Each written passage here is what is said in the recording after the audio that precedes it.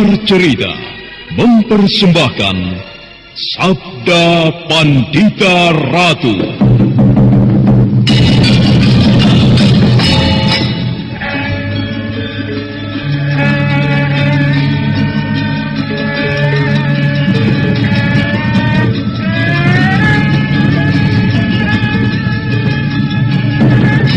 Kureguk anggur Mahadewa, kucicipi madu sabdanya.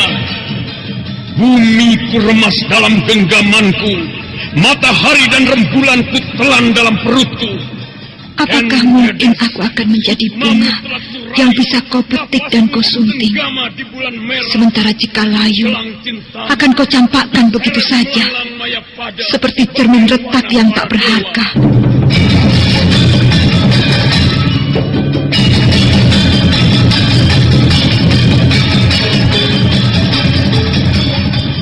Sabda Pandita Ratu, sebuah kisah penuh dilema, tragedi cinta anak manusia, perebutan tahta, mabuk harta dan duniawi, serta silaunya kehormatan, di mana keangkara murkaan merajalela karena dendam yang membara.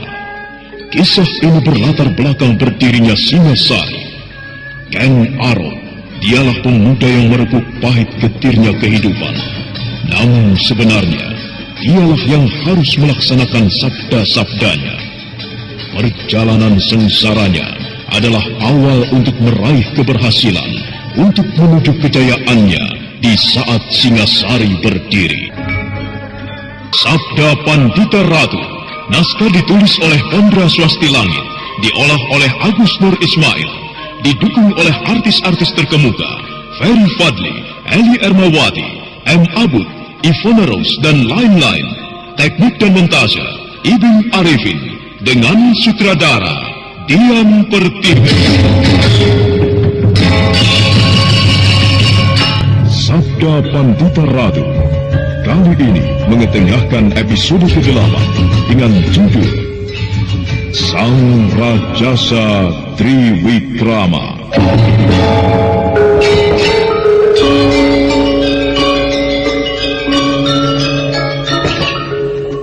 Dalam seri ke-227 ini, dengan para pemain, Iwan Dahlan sebagai Mahisa Branjangan, Ferry Fadli sebagai Kamaswara, Margaret sebagai Kansiwi Naraswari, Ashari sebagai Panji Garit atau Paksi Jala Kuning, Rifki sebagai pengungsi, Eli Panca sebagai Kan Ratus, Ajeng Atmakusuma sebagai Rahastri Kandi, dan pengantar cerita Asdi Suhastra. Kepada Mahisa Branjangan, Kamaswara menyampaikan pendapatnya bahwa tidak ada gunanya kembali ke Palwasambu untuk sementara ini karena bahaya yang selalu mengintai. Kamaswara menyarankan untuk kembali ke Palwasambu jika kelak gejolak yang disebabkan oleh kabut itu dapat diselesaikan, yang diperkirakan setelah bulan purnama berikutnya datang. Yakinkah kau bahwa kau akan mampu mengatasi gejolak yang ditimbulkan oleh bongkahan logam yang jatuh dari langit itu, Kamaswara? Aku akan berusaha, Kakang. Apakah berhasil ataukah tidak, aku tidak tahu. Akan tetapi aku percaya Hyang Batara Agung tidak akan membiarkan keadaan itu berlarut-larut. Nah, marilah kita berbagi tugas, Kakang. Aku akan kembali ke Semenanjung Sembulungan, sementara Kakang Mahisa Branjangan di samping mengungsi, tetapi juga mencari orang-orang pesanggaran atau Palwasambu yang mengungsi. Karena pada saatnya nanti, mereka harus kembali ke perguruan pesanggaran dan Palwasambu. Kau benar, Kamaswara. Memang harus ada yang mencari orang-orang kita yang pergi meninggalkan pesanggaran dan Palwasambu. Pada saatnya kelak, mereka harus bersatu kembali. Pembicaraan itu terhenti sejenak ketika Kansiwi datang bersama Rahastri Kandi. Kansiwi menjadi kecewa ketika dilarang oleh Kamaswara untuk ikut ke Teluk Pangpang. Jadi, Kakang Kamaswara akan kembali dan kami tidak boleh ikut? Keadaan sangat gawat dan berbahaya sekali, Kansiwi. Kabut setan itu seperti berada di mana-mana. Ia sangat berbahaya. Kau sendiri telah melihat dengan mata dan kepalamu sendiri apa yang telah dilakukan kabut itu terhadap para perampok di hutan pinus. Juga apa yang dialami Paman Kuda Sumekar. Tapi aku ingin sekali ikut, Kakang. Aku ingin melihat bagaimana keadaan pesanggaran sekarang. Jangan sekali-kali kau ikut. Senyampang kabut itu belum dilenyapkan. Kau harus selalu bersama-sama Kakang Mahisa Branjangan. tugasmu adalah mencari orang-orang kita yang mengungsi. Kasihan mereka, karena mereka cerai-berai tidak ada yang menjadi panutan. Bukankah Kakang memiliki keris Kiai Kambang Ayun yang dapat dipergunakan untuk menghadapi kabut itu? Aku membutuhkan gerak yang leluasa. Aku tidak ingin memanggul beban yang berat untuk melindungimu. Sementara di sana, terdapat orang-orang lain yang harus aku jaga pula dengan kekuatan keris ini. Jangan seperti anak kecil, Ken Siwi. Kau tidak boleh ikut. Nampak bayangan kekecewaan di wajah Ken Siwi Nareswari, namun dia tidak mungkin memaksakan kehendaknya. Sementara dengan tegas Maesa Branjangan telah melarangnya. Waktu beranjak semakin sore, matahari telah menyentuh garis cakrawala dan bahkan mulai terbenam untuk kemudian lenyap di haribaan malam. Kameswara memberikan beberapa petunjuk bagaimana caranya menghadapi kabut setan itu. Satu-satunya cara yang bisa dipergunakan hanyalah menyelam di dalam air. Sementara itu, di saat itu pula, seekor kuda berderap membawa penumpangnya yang gelisah, dan serombongan pengungsi yang berpapasan dengannya melampaikan tangan, memintanya untuk berhenti. Pemuda itu segera menarik kendali kudanya, dan dalam hati dia bertanya-tanya. Ada apakah di sana? Kami sarankan, jangan ke timur. Berbahaya. Ada apa? Kalau boleh kami mengetahui, akan pergi kemanakah Kisanak? Namaku Jalak Kuning, Paksi Jalak Kuning. Aku bermaksud menempuh perjalanan ke perguruan pesanggaran atau Palwasambu yang terletak di lereng Gunung Raung. Kenapa? Wah, apalagi ke tempat itu Kisanak. Jangan dilanjutkan. Berbahaya. Sebaiknya kembali sajalah. Jangan-jangan perempuan Sundal Seruni dan pamannya itu telah membuat onar, menyebabkan orang-orang ini pada mengungsi. Jika Kisanak memaksakan diri untuk melanjutkan perjalanan ke tempat yang Kisanak sebut tadi, kami yakin malapetaka mengerikan itu akan menjamah Kisanak pula. Oh, maaf paman. Tolong ceritakan agak sedikit jelas. Apakah yang telah terjadi? Di daerah timur, di seberang lereng Bukit Kumitir atau yang disebut Bukit Merawan, sedang terjadi malapetaka. Daerah di seberang bukit itu sudah tidak dihuni oleh orang sama sekali, yang tidak sempat mengungsi. Semua tumpas, mati. Yang masih hidup, pergi jauh-jauh meninggalkan kampung halaman mereka, mencari keselamatan. Nah, kau lihat bukit yang membujur ke selatan itu? Iya. Di seberang bukit itulah daerah yang aku maksud. Akan tetapi, apakah yang telah terjadi? Apa penyebabnya? Kabut. Kabut apa? Tidak tahu. Tetapi kalau Kisanak ingin tahu lebih jelas, silakan Kisanak pergi ke Tanah Manis. Kisanak di sana akan bertemu dengan orang-orang yang berasal dari seberang bukit yang bisa bercerita dengan jelas. Menurut katanya, mereka berasal dari Palwasambu. Dari Palwasambu? Iya. Oh, baiklah. Terima kasih untuk keterangan Kisanak. Aku akan pergi ke Tanah Manis yang kau sebut itu. Di manakah letaknya? Setelah mendapatkan keterangan yang dibutuhkan, Paksi Jalak Kuning atau yang bernama Paksi Garit yang kedatangannya menuju daerah Bumi Pelambangan adalah karena mencemaskan nasib Rahastri Kandi, segera memacu kudanya ke arah yang disebut oleh para pengungsi itu. Dan akhirnya, hari gelap sama sekali ketika Paksi Jalak Kuning melihat seseorang menghadang laju kudanya.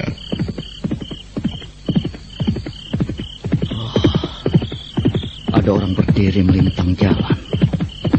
Siapakah orang itu? Paksi Jalak Kuning, kaukah itu? Oh, Kisanak. Oh, Kisanak Kamsuara. Salah. Kau harus memanggilku paman. Iya, Paman Kamsuara. Aku tidak mengira akan bertemu paman di sini. Apa yang kau lakukan di sini, Paksi Jalak Kuning? Aku menyusul Rahastri Kandi, paman. Aku mencemaskan nasibnya. Itulah sebabnya aku menyusul. Tetapi sungguh di luar dugaan. Di tempat ini aku akan bertemu dengan Paman Kamsuara. Mengapa kau menyusul kemari? Mengapa kau mencemaskan Rahastri Kandi?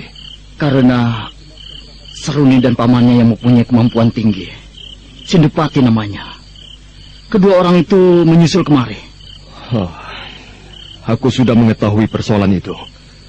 Aku telah bertemu dengan perempuan pinal itu dan pamannya. Aku juga telah mengetahui malapetaka yang menimpa perguruanmu.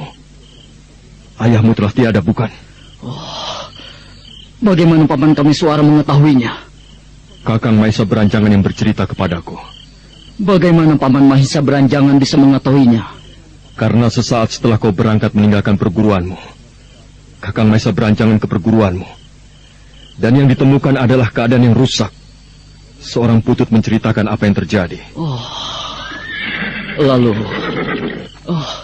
Lalu di mana paman Mahesa Beranjangan sekarang berada? Ada di desa ini, di sebuah rumah milik seorang sahabatnya. Tetapi, siapakah sebenarnya yang ingin kau temui? Paman Mahesa Beranjangan atau Rastri Kandi? Di Ajeng Rastri Kandi ada di sini. Ayo, aku antar kau untuk menemuinya. Segenap orang yang duduk di ruangan itu terkejut ketika Kamaswara datang membawa seorang pemuda. Rahastri Kandi mendadak merasakan dadanya bergetar melihat pemuda itu. Sekilas pandangan keduanya bentrok, menumbuhkan rasa pedih yang tidak karuan.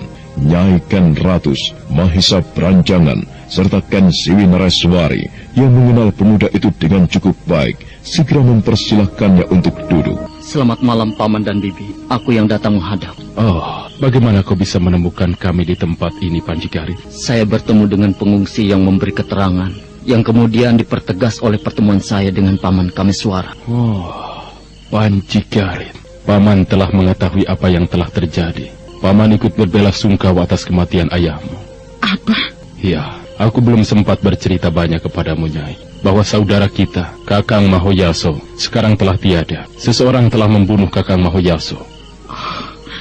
Jadi... Ya, Panji Garit sekarang sudah tidak mempunyai ayah dan ibu lagi. Kasihan Kongger. Mengapa Kakang menyusul kemari? Aku mencemaskan nasibmu, Rastri Kandi. Seruni dan pamannya menyusul kemari. Aku tidak mengerti mengapa ia bisa berbuat seperti itu. Ia tidak puas hanya dengan membunuh ayah. Ia masih harus menyusul kemari. Apa yang akan dilakukan terhadapku? Pokoknya ia bermaksud buruk. Ia tidak puas hanya telah membunuh ayahku. Ia bermaksud membuat hatiku berantakan. Dan untuk itu ia menyusulku? Iya. Aku menyesal, Rastri Kandi. Aku menyesal karena kau telah mengalami bencana itu. Kau terseret pada keadaan yang sama sekali tidak kau kehendaki. Tidak apa-apa. Apa yang aku alami adalah buah dari perbuatanku sendiri, yang tidak menurut pada kata ayah dan ibu. Jika aku harus memetik hasilnya, sudah wajar. Rahastri Kandi melemparkan pandangan matanya ke kegelapan malam, dan lamat-lamat dia membayangkan wajah seorang perempuan yang telah merusaknya. Lamat-lamat pula muncul wajah seorang lelaki yang cacat pikirannya, Suro Basonto, yang telah merusak masa depannya, merampas kebanggaannya. Kebetulan sekali kalau perempuan jalang itu menyusulku. Aku harus membunuhnya dengan tanganku sendiri. Kata-kata Rahastri Kandi itu terdengar datar, namun terdengar kiris sekali. Tatapan matanya mengeras, penuh dendam kemarahan. Panji Garit yang juga menggunakan nama Paksi Jalak Kuning itu termangu karenanya. Sri Kandi merasakan dadanya tiba-tiba terasa sakit. Sejauh-jauhnya dia berusaha melupakan malapetaka yang dialaminya, tetapi dia tidak pernah berhasil. Bayangan mengerikan seorang lelaki yang cacat pikirannya, Suro Basonto, yang telah merusaknya.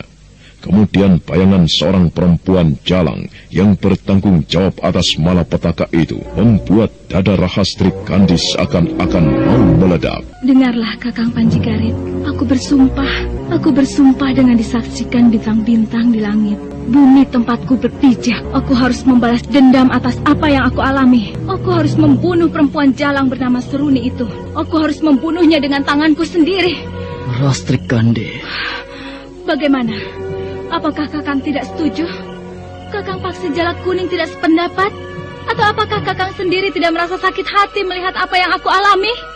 Apakah Kakang tidak mendendam melihat nasib ayahmu, Paman Empu Mahoyaso, yang telah menjadi korban kebiadaban perempuan jalang itu? Rastri Kandi, dendamku pada Seruni tidak bisa diukur. Bagus.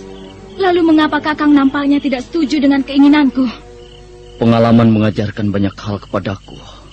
Seruni seorang perempuan yang berilmu tinggi, licik dan culas, serta banyak akalnya.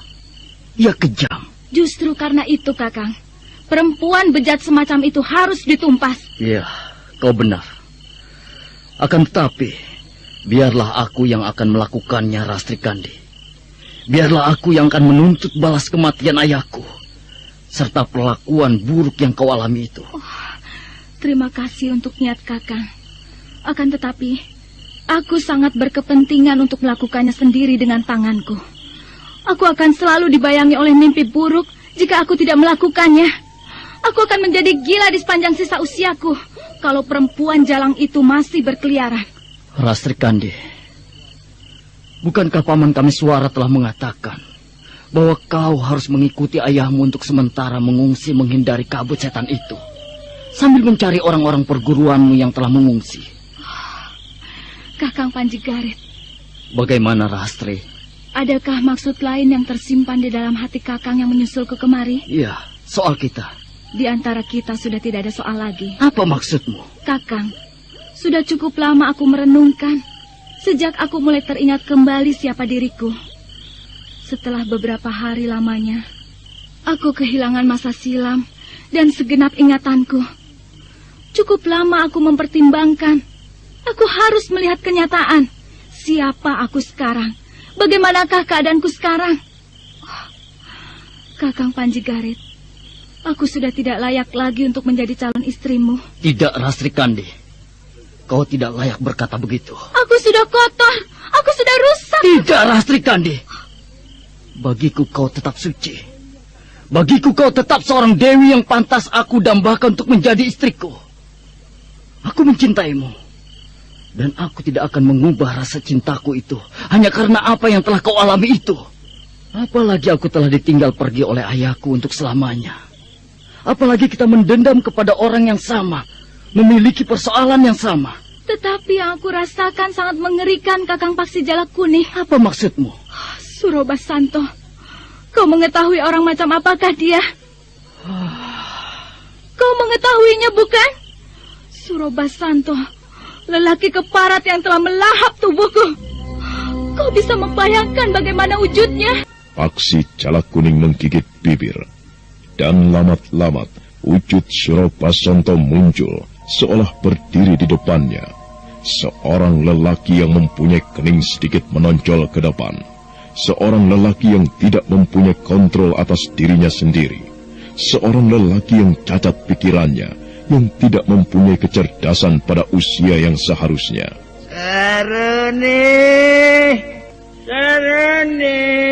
Saruni nene, hiluk, bah. Saruni, hiluk, bah. Gimana kau, Saruni? Aku ingin tidur. Hiluk, bah. Debar jantung Paksi Jalak Kuning lebih kencang. Gambaran wujud Surobasanto yang adalah saudara kandung Seruni itu muncul semakin jelas. Lelaki yang mempunyai kelemahan pikiran itu, tetapi memiliki nafsu atas wanita. Nafsu yang berkobar-kobar tanpa pandang bulu, meski terhadap adik kandungnya sendiri. Lelaki semacam itulah yang telah merusak kekasihnya. Betapa kotornya Surobasanto itu. Kotor sekali, jorok dan gila.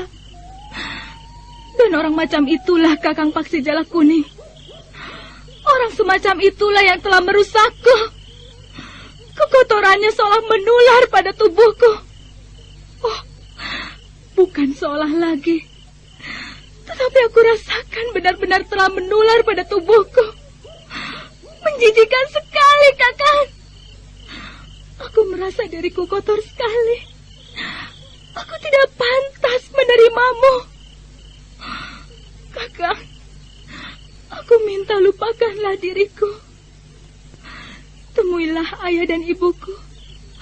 Katakan kepada ayah dan ibuku bahwa kau tidak menghendaki aku lagi. Tidak mungkin, Rastri Kandi. Tidak mungkin. Apapun keadaanmu, atau apapun yang kau rasakan, aku tetap pada pendirianku. Kau harus menjadi istriku. Aku tidak mungkin mengingkari bahwa aku mencintaimu. Dan kau, aku yakin kau juga tidak akan ingkar dengan perasaanmu sendiri, bahwa kau juga mencintaiku. Kau tidak bisa menolak, Rastri Kandi. Pertimbangkanlah. Kau justru akan semakin larut dalam bayangan buruk itu jika kau membatalkan tali pertunangan kita. Seseorang yang mendengarkan pembicaraan itu dengan seksama, seseorang yang tersembunyi di balik rimbunya dedaunan, nampak ikut bergetar hatinya. Seseorang itu adalah Kameswara yang merasakan seperti ada sesuatu yang tidak sewajarnya muncul dan mempuncah. Sebenarnya, apakah yang tengah aku rasakan ini? Apakah cemburu namanya? Tidak patut dan tidak sewajarnya jika aku mencemburui mereka. Rahastri Kandi adalah bagian dari masa silamku. Aku harus menempatnya kembali sebagai keponakanku, bukan sebagai seorang gadis yang aku cintai. Kameswara, betapa kotor hatimu. Atau kau tidak tahu diri, Kameswara?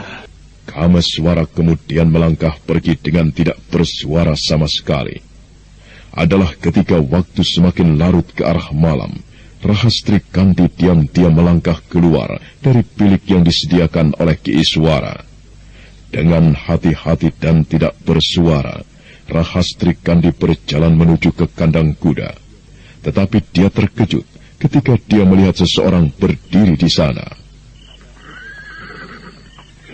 Apa yang akan kau lakukan, Rahastri Kandi? Kakang Kameswara. Ya, aku.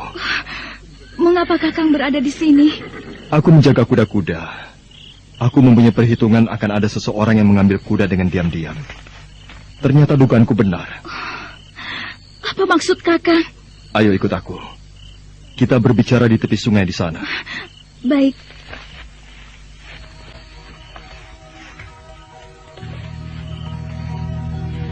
Apa yang akan kau perbuat dengan mengambil kuda itu, Rahastri Kandi? Katakanlah, apa? Tidak. Kakang saja yang salah duga. Aku tidak bermaksud apa-apa. Aku tidak bermaksud mengambil kuda. Tidak ada gunanya kau ingkar dariku, Rahastri Kandi. Aku telah menebak tepat apa yang akan kau lakukan. Berarti dugaanku atas apa yang tengah berkecamuk di dalam hatimu adalah benar. Kalau sudah tahu, mengapa Kakang bertanya? Aku ingin mendengar jawaban yang tegas. Apa yang akan kau perbuat? Aku akan mencari si Jalang itu. Seruni berkeliaran di wilayah kita. Ia mencariku, dan aku akan mencarinya untuk melakukan perhitungan. Sudahkah apa yang akan kau lakukan itu kau pertimbangkan matang-matang, Rahastri Kandi? Pikirkan, pertimbangkan dan renungkan. Apakah yang akan kau lakukan itu telah kau pertimbangkan? Apakah kau tidak merasa sedang mengulangi kecerobohan yang kau lakukan ketika kau diam-diam meninggalkan Pawasambu yang kemudian berakibat bencana yang kau alami? Rahastri Kandi, aku meminta kepada Kakang Maesa Beranjangan agar untuk sementara mengungsi dulu. Adalah karena bahaya yang mengancam di bumi Belambangan sedemikian besarnya. Wabah kematian tengah merajalela. Kau telah melihat sendiri bagaimana kabut itu telah menyergap para perampok di hutan pinus dan menyisakan tulang belulang belaka. Kau juga tidak akan dan tidak akan pernah lupa dengan nasib yang dialami pamanmu, Kuda Sumekar. Paman Kuda Sumekar menjadi korban kabut setan itu. Nah, apakah kau akan menambahnya dengan kematian sia-sia yang tiada gunanya? Belum lagi kau akan menghadapi perempuan yang kau cari itu, yang aku ketahui ilmunya telah meningkat pesat, melampaui ketinggian ilmumu. Kau akan kalah jika kau berhadapan dengannya, Rahastri Kandi. Aku berkata sebenarnya. Jangan ceroboh.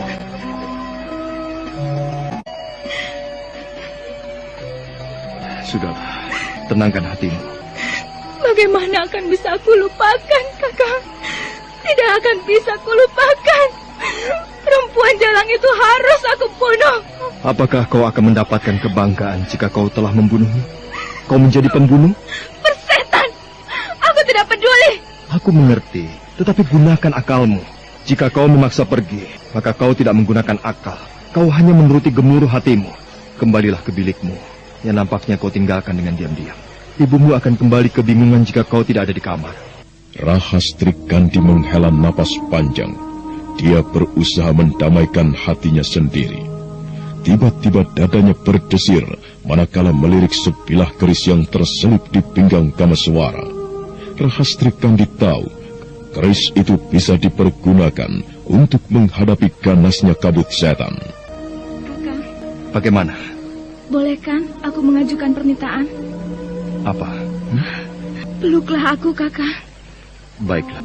Kameswara segera memeluk Rahastri Kandi, sebagaimana dia pernah melakukannya di masa-masa yang silam. Tetapi betapa terperanjatnya Kameswara ketika secepat kilat Rahastri Kandi telah mencabut kerisnya, keris Kiai Kambang Ayun dari pinggangnya. Rahastri, apa yang kau lakukan itu? Rahastri Kandi, apa yang kau lakukan itu? Aku tidak mau dihalang-halangi. Jangan main-main. Kembalikan keris itu. Jangan mendekat dan jangan berusaha merebut keris ini. Keris ini akan melukai aku jika Kakang merebutnya. Gila kau. Iya, aku memang gila. Rahastri, jangan bercanda. Kembalikan keris itu. Kembalikan. Tidak, Kakang. Aku tidak sedang bercanda dan aku tidak sedang main-main. Aku merasa diriku telah kotor sekali. Aku merasa hanya ada satu keinginanku, yaitu membunuh perempuan jalan yang telah merusakku. Ayo, berikan warangka keris itu. Cepat, Kakang. Rahastri. Cepat berikan. Berikan warangka keris itu. Ayo. Apa maksudmu? Jangan bertanya macam-macam, Kakang. Cepat berikan warangka keris itu. Aku tidak akan memberikan. Kaulah yang harus mengembalikan keris itu kepadaku. Tidak. Kakang boleh menerima kembali keris ini, kecuali jika telah membenam ke dalam dadaku. Rahastri, kau tidak waras. Ya, terserah apapun kata Kakang dalam menilai aku. Mungkin aku memang telah tidak waras. Biar, tetapi cepat berikan warangka keris itu. Apa sebenarnya yang kau maui, Rahastri Kandi? Jangan banyak bertanya, Kakang. Cepat berikan warangka keris itu. Atau aku akan berbuat nekat membenamkan keris ini ke dalam perutku. Dan kau akan menyesal seumur hidupmu. Sejak aku merasa telah rusak. Sejak aku merasa diriku kotor dan jauh lebih kotor dari air comberan. Aku tidak takut mati, Kakang. Aku tidak takut mati. Ayo, berikan warangka keris itu. Seperti orang tolol yang tidak mampu berpikir jernih lagi, Kameswara tidak bisa menolak permintaan Rahastri Kandi. Kekhawatirannya terhadap kenekatan gadis itu menyebabkan Kameswara seperti tidak mempunyai pilihan lain lagi kecuali menyerahkan warangka kerisnya. Kameswara segera melolos warangka keris itu dari ikat pinggangnya. Dengan tatapan ragu, dia memandang kepada ujung keris Kiai Kambang Ayun yang melekat di dada Rahastri Kandi. Lemparkan!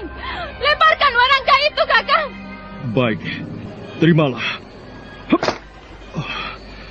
Apa yang akan kau perbuat, Rahastri Kandi? Kakang diam di situ. Kakang jangan berbuat macam-macam. Jangan pula mencoba menggunakan aji sirap untuk mengecohku. Demikian aku merasa ada rasa kantuk yang tidak lumrah. Aku tidak akan merasa sungkan untuk membenamkan keris ini ke dalam dadaku. Kakang diam di tempat. Awas, jangan berbuat macam-macam. Kau telah tidak menggunakan akal sehatmu, Rahastri Kandi. Tidak, Kakang. Aku justru menggunakan akalku. Aku sangat memerlukan keris ini. Keris Kiai Kambang Ayun yang luar biasa ini akan aku pergunakan untuk menghadapi kabut itu. Dan dengan kedahsyatan keris ini, aku akan membunuh seruni perempuan jalang itu. Jelas? Kau tetap tidak menggunakan akalmu. Awas, Kakang. Jangan mendekat. Dan jangan mencoba-coba untuk berbuat yang tidak aku kehendaki. Kau tetap berada di situ. Rahastri Kandi seperti orang yang telah kehilangan akal dan pertimbangannya sama sekali. Gadis itu segera berlari meninggalkan Kameswara menuju ke kandang kuda. Kameswara segera mengikutinya sambil mencari kesempatan untuk merebut keris Kiai Kambang Ayun dan menggagalkan niat keponakannya itu. Dan kegaduhan pun terjadi. Ternyata mengundang kehadiran Mahesa Beranjangan. Ada apa ini? Ada apa ini, ha? Rahastri Kandi, ada apa? Akan kemana kau? Rahastri Kandi kehilangan akal, Kakang Mahesa Beranjangan. Ia mengecohku dan merebut keris Kiai Kambang Ayun. Ia bermaksud membalas dendam kepada perempuan jalang seruni. Gila. Apa yang akan kau perbuat, Rastri Kandi? Kebetulan perempuan itu berada di sembulungan, Ayah. Aku harus membuat perhitungan dengannya. Kau bodoh sekali. Ayah, jangan mendekat. Apa maksudmu? Lihat, Ayah. Lihat apa yang aku pegang ini. Keris Kiai Kambang Ayun. Aku telah menjadi seorang perempuan yang kotor, menjijikan. Mati pun aku tidak keberatan. Tetapi jangan halangi aku untuk menuntut balas kepada perempuan jalang bernama Seruni itu. Jangan mendekat, Ayah. Jangan mendekat. Atau Ayah akan kehilangan aku untuk selamanya. Dan kegaduhan yang terjadi di kandang kuda itu telah mengundang Nyai Ken Ratus untuk tergopoh-gopoh keluar. Dalam siraman cahaya bulan yang menyempul di balik dedaunan, Nyai Ken Ratus terkejut melihat anak gadisnya memegang keris dan nampaknya telah bersiap-siap meloncat naik ke atas kuda. Beberapa saat kemudian, Ken Siwinaraswari dan juga Panji Garit serta pemilik rumah Ki Iswara berdampingan dengan Pandai Besi Waruju memperhatikan apa yang terjadi dengan tegang. Rastri Kandi, berikan keris itu. Tidak, Ayah. Aku tidak akan memberikan keris ini. Duh, apa yang akan kau lakukan itu? Ibu, jangan mendekat. Lihat, Ibu. Aku memegang sebilah keris. Keris ini mungkin akan melukai aku jika Ibu berani mendekat. Rastri Kandi, apa yang akan kau lakukan? Maaf, Ibu. Aku tidak mempunyai kesempatan cukup banyak untuk bercerita. Tetapi Ibu bisa bertanya kepada Ayah, kepada Bibi Ken Siwi Narswari, atau kepada Kakang Panji Garit cerita tentang apa yang aku alami. Jangan halangi aku. Aku akan membalas dendam kepada perempuan keparat itu. Ada apa? Apa yang telah terjadi pada Rahastri Kandi? Rahastri Kandi, kenapa kau kehilangan akal seperti itu, ha? Tenanglah, Rahastri. Kalau kau berkeinginan untuk membalas dendam atas pengalaman pahit yang kau alami, kenapa kau tidak bicarakan saja? Kita bisa melakukannya bersama-sama. Tidak, Bibi Ken Siwi. Awas. Bibi jangan berusaha mendekat. Semuanya jangan ada yang mendekat. Kakang Kameswara juga jangan mendekat. Jangan ada yang coba menghalangiku. Tenanglah, Ibu. Tenang. Benar kata bibimu. Kalau kau ingin membalas dendam, kita bicarakan. Kita bisa mengambil jalan untuk melakukannya, Ndu. Tidak, Ayah. Sekali lagi, aku berkata tidak. Aku akan melakukannya dengan tanganku dan dengan kedahsyatan keris yang aku pinjam ini. Jangan coba mendekat. Siapapun jangan mencoba mendekat. Kalau ada yang berani mendekat atau berusaha merebut keris ini, aku akan bunuh diri. Aku tidak merasa takut melakukan, karena aku sudah kotor. Rahastri Kandi sudah kotor.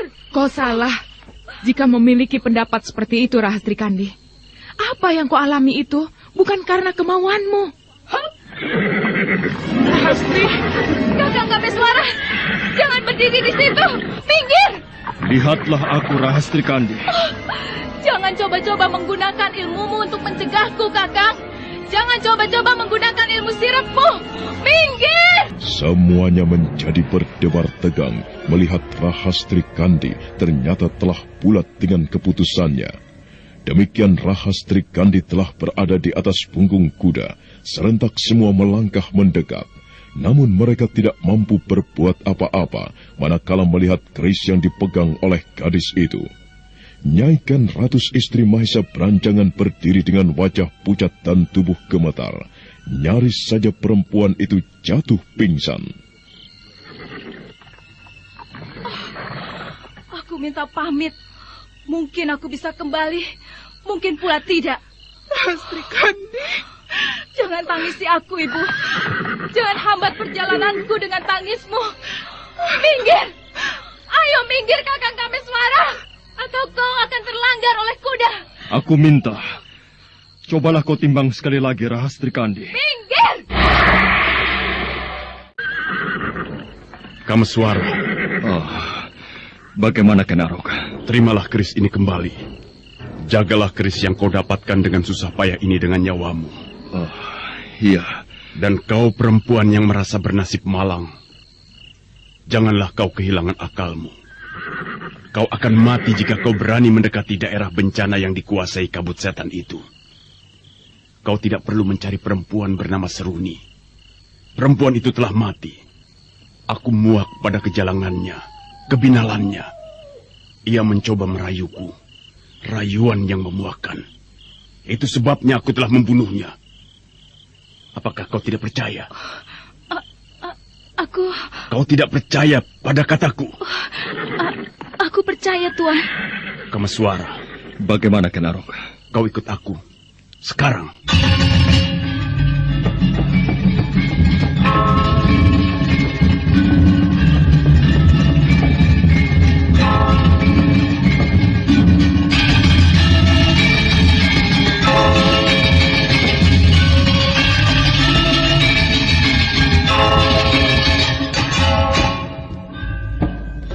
Sedemikian acuhnya Ken Arok terhadap orang-orang yang berada di sekitarnya. Ken Arok membalikan badan dan kemudian melangkah untuk kemudian hilang di kegelapan malam, disusul oleh Kamaswara. Dan demikian Kamaswara lenyap, maka meledaklah tangis Nyai Ken Ratus.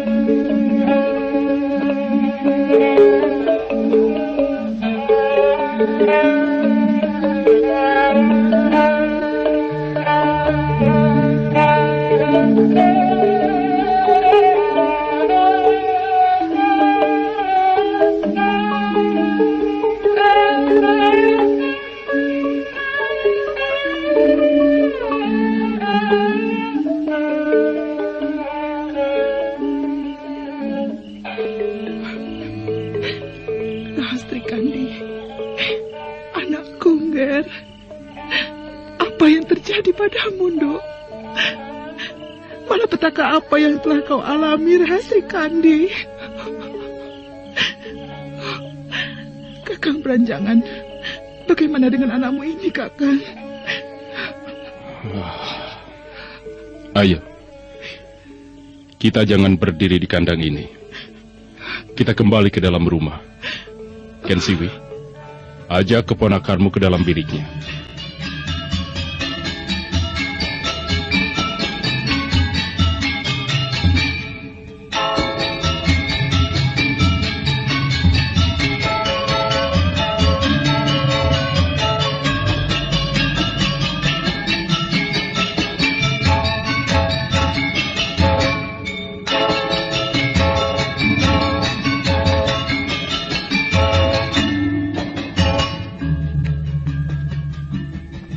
Akhirnya, Mahisa Beranjangan memang tidak mungkin merahasiakan nasib yang menimpa Rahastri Kandi pada istrinya.